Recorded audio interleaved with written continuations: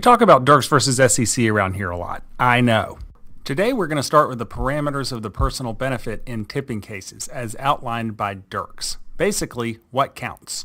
Number 1, money. Money always counts. Number 2, an enhancement in reputation that will translate into future earnings. Look at all that money. Number 3, an expectation of reciprocal tips or other items of value. Number 4, even a good feeling that comes from giving confidential information to a friend or relative. Now, as you can imagine, this fourth one can be pretty squishy.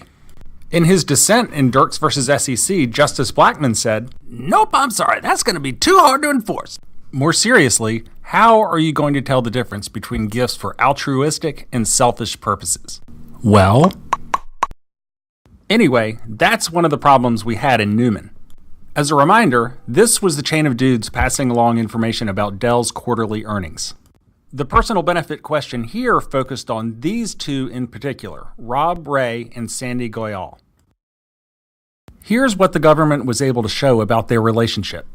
Ray and Goyal had gone to business school together, and that they'd worked together at Dell. Since then, Goyal had given Ray career advice from time to time, including in the year before he'd heard anything about Dell's 2008 earnings.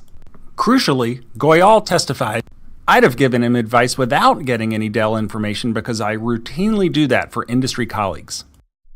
In the same way, the NVIDIA chain focused on the first two links, Chris Choi and Hyung Lim. The evidence here was pretty thin.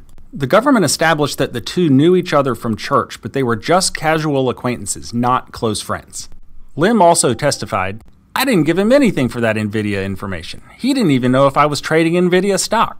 So the court looked at the NVIDIA facts and the Dell facts and said, if you're trying to infer a personal benefit from a relationship between a tipper and a tippee, then there must be an exchange between the two that is objective, consequential, and represents at least a potential pecuniary gain, or something of a similarly valuable nature.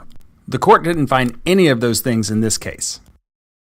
These relationships simply didn't yield exchanges that were objective, consequential, or with the promise of pecuniary gain. So for this reason too, the convictions of Newman and Chiasen were reversed.